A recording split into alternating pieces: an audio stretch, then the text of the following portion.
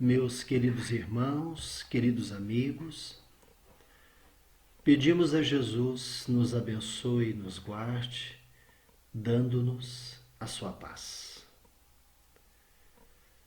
Todos nós na Terra vivemos sob dualidades que estão presentes no nosso dia a dia. Dualidades dizem respeito a duas coisas. O próprio nome e a própria palavra já nos diz. Nós vivemos sempre sendo experimentados e usufruindo também do quente e do frio, do masculino e do feminino, do bem e do mal. Nós vivemos então num mundo de dualidades, onde podemos observar que estamos sempre buscando as escolhas, estamos sempre buscando as possibilidades de optar sobre um ou sobre outro. E quando nós estamos falando do bem, nós nos lembramos, dentro da doutrina espírita, que a lei natural é a lei de Deus, é a única necessária para a felicidade do homem. E ele é indicado por ela para poder fazer ou não fazer alguma coisa. E o próprio homem só se torna infeliz porque desta lei ele se afasta. Vemos isso no Livro dos Espíritos. Na questão 630, vemos também a ordem social fundada na justiça e na solidariedade. Ela vai se instalar quando o homem praticar a lei de Deus. Fazemos questionamentos no mundo e fazemos muitas perguntas. Por que é que o bem não se estabelece logo na terra, amando de Deus? Por que é que o Senhor não envia as suas legiões, os seus anjos, os seus espíritos, para poder promover o bem no nosso planeta definitivamente?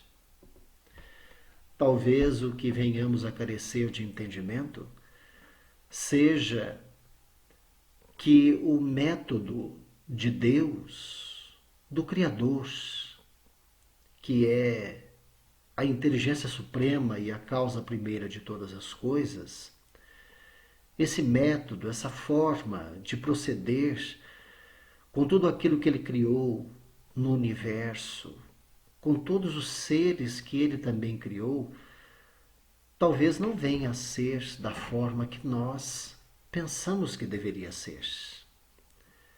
Existe todo um processo no universo, um processo que nós poderíamos dizer, a grosso modo aqui entre nós, um processo de pedagogia divina que faz com que todos nós possamos aprender de maneira gradativa, porque nós não podemos exigir que a criança em tenra idade venha a saber de determinadas coisas que só o adulto deverá saber um dia devido ao seu desenvolvimento. Então o bem, a prática do bem, nos leva a esse raciocínio, à lei natural, que é a lei de Deus. E quando vai ser feita essa justiça dentro de uma ordem social na Terra? Ela vai se instalar quando o homem praticar esta lei de Deus, repetimos aqui. Mas o bem dentro de definições muito simples que nós poderíamos ter na Terra, o bem poderia ser definido assim: todo e qualquer fator capaz de gerar condições ideais ao bem-estar, ao aprimoramento, ao progresso do indivíduo ou de uma comunidade. Vemos isso nas definições simples dos nossos dicionários. Observamos também a definição de mal. Mal é tudo aquilo que causa prejuízo, que pode ferir, que pode trazer infelicidade. A doutrina espírita, com os seus mais de 163 anos, que já está entre nós, doutrina jovem, diga-se de passagem, mas que trouxe o Consolador prometido para habitar entre os seres da terra. Nós vemos que ela nos traz uma definição extraordinária e nos leva a um raciocínio mais profundo com relação a essa temática do bem. O bem é tudo que é conforme à lei de Deus. E o mal? O mal é tudo aquilo que dela se afasta. Ou seja, afastando-nos da lei de Deus, estamos no mal. Assim, fazer o bem é proceder de acordo com a lei de Deus, e fazer o mal é infringir esta lei. Esta infração que vemos da lei e que todos nós praticamos diz respeito a todas as nossas ações.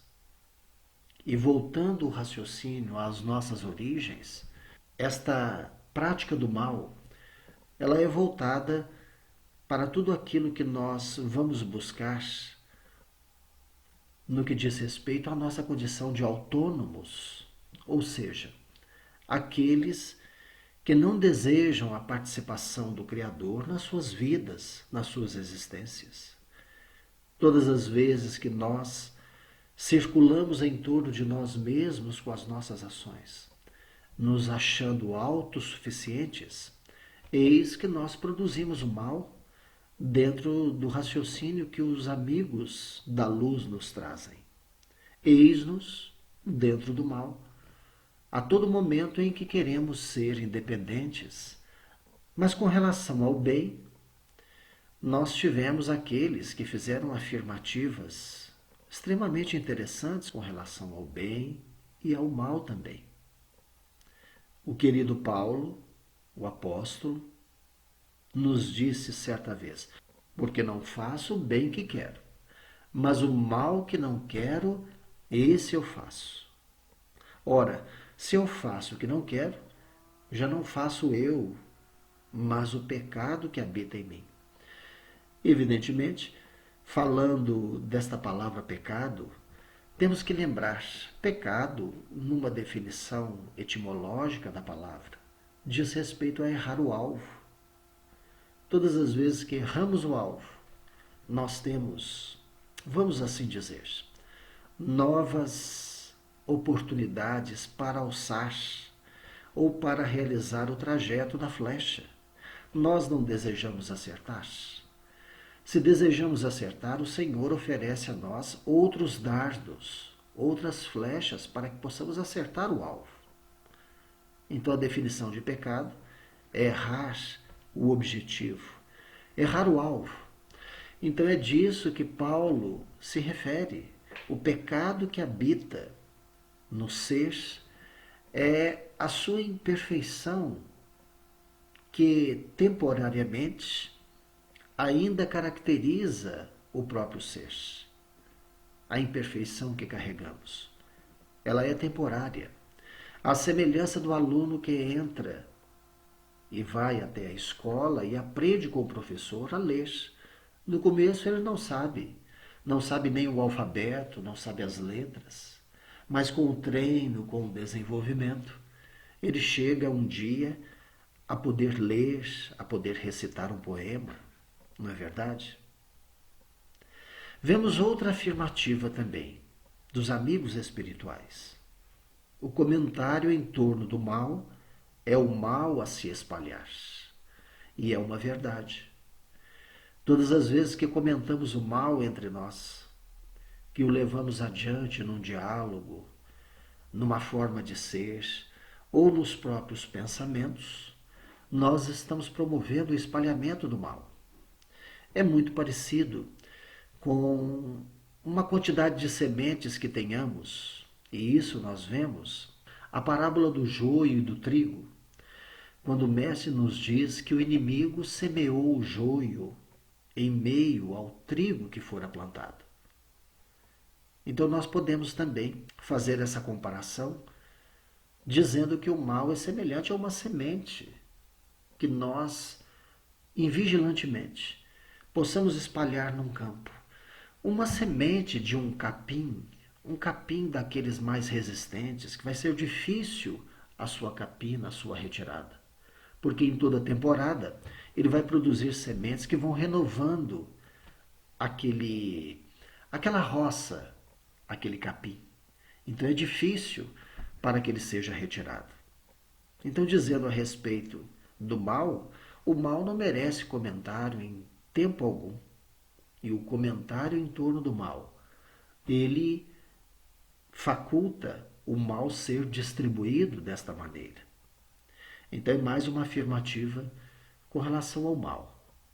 Um pequeno poema de Jair Presente, em 2 estrofes também, nos fala a respeito do nascedouro do mal. Em nós, onde nasce o mal? Pergunta Dino ao Sarmento. O amigo responde logo: nasce em nosso pensamento. Mas como, diz o colega, qualquer mal gera monturo, por isso, o mal que trazemos só se revela no escuro. O mal não possui uma existência própria. Porque se o mal possuísse uma existência própria, nós veríamos na natureza, naquilo que Deus criou, 2 potências rivais ao longo do tempo se degladiando, lutando uma contra a outra, e teríamos uma condição, isso não terminaria. Então o mal não possui existência própria. Da mesma maneira que vemos a luz possui existência própria, a treva não. É só acender uma luz onde está a treva. As duas não convivem juntas. Acendeu-se a luz, acaba-se a treva. Então, o mal também não possui uma existência própria. Como dizem muitos que são pessoas muito queridas, que admitem a existência de seres voltados exclusivamente ao mal. O mal tem tempo para acabar. Da mesma maneira que as trevas da noite têm um tempo de duração para que no outro dia nós vejamos o sol nascer resplandecente. O bem e o mal. Como podemos lidar com essa dualidade que está presente no nosso planeta? Nós temos que entender que estender o bem é uma atitude que é exaltada pelo amigo e companheiro, pelo Espírito Emmanuel, quando ele busca em Paulo os dizeres do apóstolo querido: não te deixes vencer pelo mal, mas vence o mal com o bem. O que ele está querendo nos explicar com isso? Nós vemos que estamos muito habituados no que diz respeito às nossas reações, prolongar o mal entre nós. Vemos a querida Joana de Ângeles, a querida mentora de Divaldo Pereira Franco, nos dizer que não devemos reagir a nada. Precisamos agir, porque a reação está na base dos nossos instintos, da nossa forma um tanto quanto primitiva de encararmos os momentos e as situações. Quando reagimos, nós produzimos mais mal. E quando nós agimos, nós vamos ao cerne da questão e buscamos o bem. Reagir é do instinto. Agir é do nosso senso moral, das nossas possibilidades como espírito e como seres a caminho da luz. Vencer o mal com o bem deva ser este caminho que nós precisamos percorrer, não entendendo que o mal que reside em nós e dentro do qual também nós temos uma convivência, possa durar para sempre. Não te deixes vencer pelo mal, mas vence o mal com o bem. Emmanuel nos traz alguns raciocínios muito importantes a respeito desses dizeres do apóstolo querido. Todos os elementos, tudo aquilo que ocorre, oferece sempre o melhor para o reajustamento da harmonia e para a vitória do bem. Ele cita, como sempre ele o faz, fazendo analogias e comparações. Ele cita a natureza, um temporal, dependendo das circunstâncias, dos ventos, do granizo, da chuva forte, nós vemos que ele pode destruir toda a paisagem. Mas as forças divinas da vida para a obra do refazimento também estão presentes, porque ele realiza limpezas, ele realiza mudanças muito importantes naquele ecossistema. Então, depois de um temporal que parece ter destruído toda aquela paisagem, as forças divinas da vida para o refazimento vêm fortes para poder promover ali novos nascimentos, novo reverdecimento de toda aquela paisagem. Ele cita o sol. O sol envia luz sobre o lamaçal, curando as chagas do chão. É verdade. O poder do sol que queima, que é perigoso em determinados momentos. O poder dele, no entanto, é do saneamento, curando o lamaçal, ou seja, fazendo com que haja uma esterilização naquele momento de determinados agentes que podem causar doenças. O sol tem um poder muito grande na nossa pele para promover, através de determinadas reações químicas, que tenhamos ali a feitura de uma provitamina que nos protege, que nos dá imunidade. O vento também, ele acaricia, diz-nos o Emmanuel, o arvoredo e enxuga-lhes os ramos. O cântico das aves substitui a voz do trovão. A planície que recebe a enxurrada, sem revoltar-se, converte-a em adubo precioso. O ar que suporta o peso das nuvens e o choque da faísca destruidora, ele vai tornar a leveza à suavidade. As árvores de frontes quebradas ou feridas, elas se regeneram em silêncio a fim de produzir novas flores, novos frutos. A terra, que é a nossa mãe comum, sofre a chuva de granizos, como nós dissemos antes, e o banho de lodo periodicamente, e nem por isso deixa de engrandecer o bem cada vez mais. Por onde nós venhamos a conservar por nossa vez o fel e o azedume do mal, nós vamos ter na nossa intimidade do coração muitos problemas. Não venhamos a conservar o azedume, o mal, nos nossos compartimentos da alma. Aprendamos a receber a visita da adversidade, das dificuldades que vêm. Aprendamos com elas, nos educando as energias para o proveito da vida. E lembrando, a falta de conhecimento, a ignorância, é apenas uma grande noite que cederá lugar ao sol da sabedoria, diz-nos o querido mentor de Chico Xavier, Emmanuel. Nesse momento em que estamos na realização desse diálogo com todos vocês, nós vemos, por exemplo, que estamos vivenciando nesta época uma paralisação das nossas atividades devido a uma dita pandemia que se alastrou pelo mundo. Mas muitos são unânimes em dizer que em todos os momentos que nós possuímos esse tipo de adversidade na história da humanidade, as criaturas saíram um tanto quanto mais fortalecidas, porque propagaram, através dos seus diálogos e do seu trabalho, as soluções para poder serem atingidas diretamente as enfermidades. Então, muitos daqueles que trabalharam pela humanidade se sentiram nesta oportunidade, nos seus laboratórios, nos seus grupos de estudo, nos seus laboratórios de química, de física, no laboratório da medicina, a produzir vacinas, a buscar medicamentos.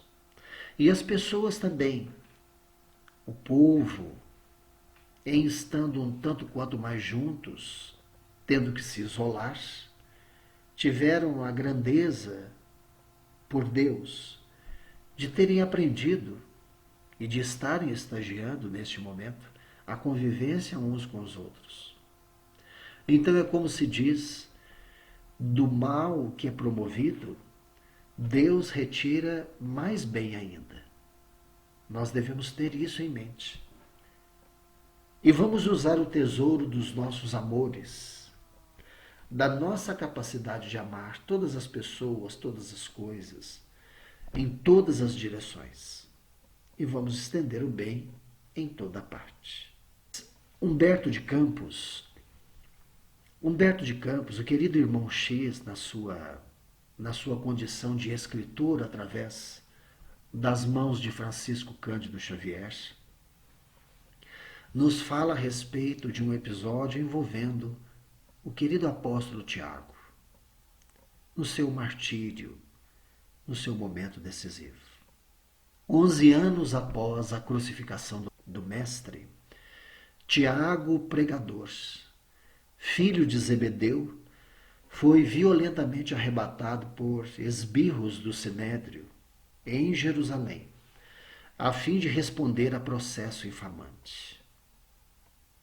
Arrancado ao pouso simples do seu descanso, depois de ordem sumária, ei-lo posto em algema sobre o sol causticante. Avançando ao pé do grande templo, na mesma praça enorme em que Estevão achava o extremo sacrifício, imensa multidão entratava-lhe e estava com ele, acompanhando-lhe a jornada. Tiago, brando e mudo, padece escarnecido. Declinam embusteiro, malfeitor, chamam-no de ladrão. Há quem lhe cuspa no rosto e lhe estraçalhe a veste. A morte, disseram muitos que estavam ali. Centenas de vozes gritavam inesperada condenação. E Pedro, que de longe o seguia estarrecido, fitava o irmão desditoso a entregar-se humilhado.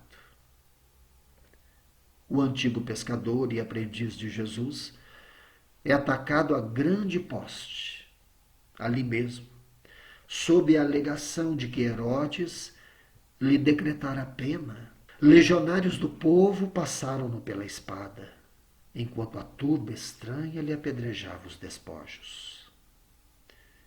Simão chora sozinho, ao contemplar-lhe os restos, voltando logo após para o seu humilde refúgio. Depois de algumas horas, veio a noite envolvente acalentar o pranto em que se encontrava o querido Pedro. De rústica janela, o condutor da casa inquire o réu imenso orando com fervor. Por que a tempestade? Por que essa infâmia soez? O pobre amigo morto, o meu irmão Tiago, era justo, era leal. Incapaz de manir a ideia de vingança, Pedro lembra os algozes em revolta suprema.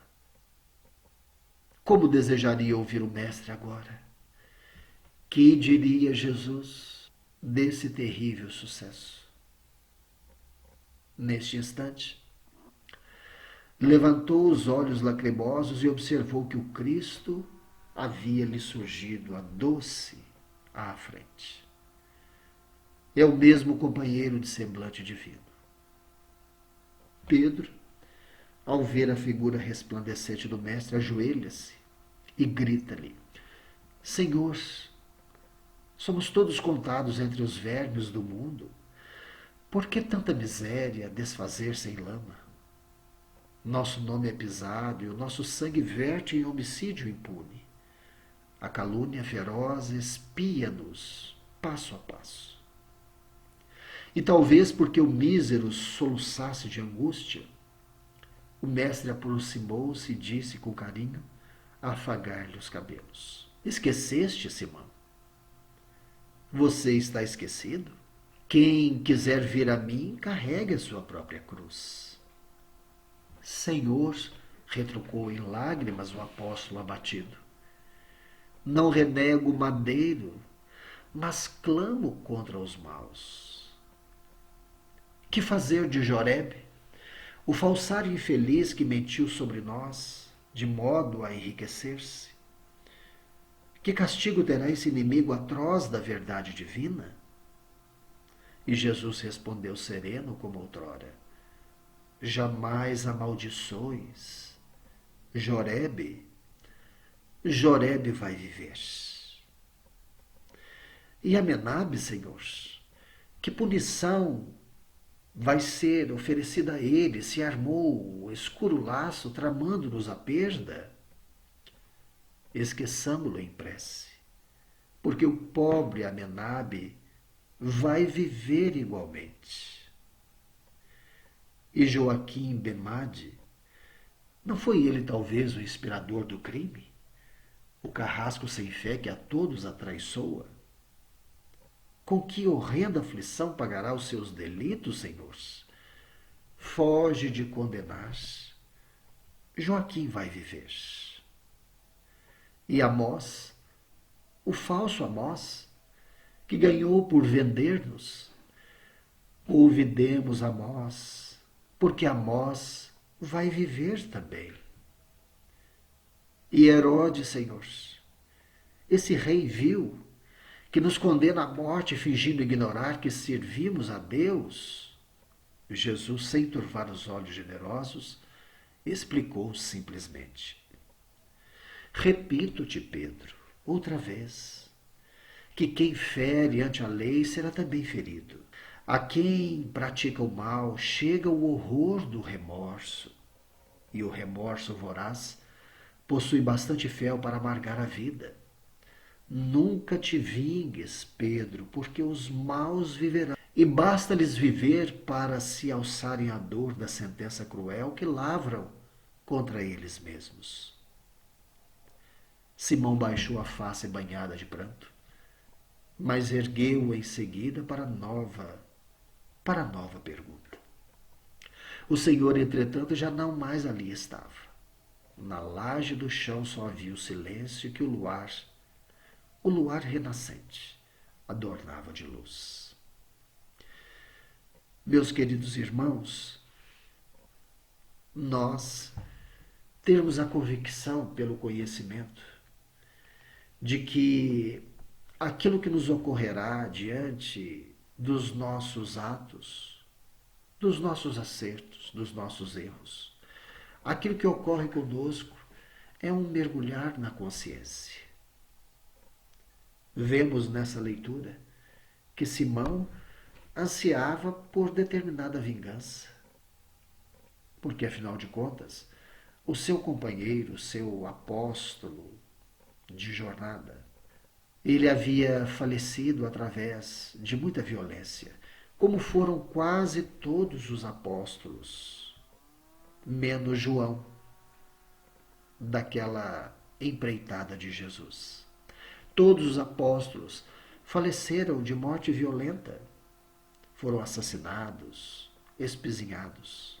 Mas vimos Jesus nos trazer aqui a lei de causa e efeito, porque se o bem faz parte das leis divinas, como vimos aqui no início, e o homem só é infeliz quando se distancia dessas leis divinas da sua prática, nós vemos que o remorso voraz, como ele disse aqui, ele é um fel muito poderoso para amargar a vida daqueles de nós que praticamos o mal. Ele aconselha para Pedro nunca se vingar, porque todos nós, pelo bem infinito do Criador, somos criaturas imortais. E o próprio viver já nos traz as reflexões suficientes, guardadas as condições de tempo. O próprio viver nos traz as condições suficientes para poder penetrar na consciência e sentir a necessidade da mudança. Para alguns de nós, será muito mais tempo. Para outros de nós, que teremos a condição de refletir em maior profundidade, o tempo será menor. Como foram tantos aqueles que, diante das suas vidas, das suas possibilidades imortais, realizaram um trabalho direto rumo à luz. Mas esse bem, esse mal, esse mundo de dualidades, esse mundo das dualidades que nos leva a raciocinar que o bem é tudo aquilo que é conforme à lei de Deus e o mal é tudo aquilo que dela se afasta. Fazer o bem é proceder de acordo com a lei de Deus e fazer o mal é infringir esta lei. Tenhamos isso em nossa mente. Busquemos a alegria da prática do bem. Não venhamos a revidar, porque Jesus nos ensinou com profundidade: fazer aos outros aquilo que desejamos que os outros nos façam. Que Jesus nos abençoe e que Ele nos dê muita paz.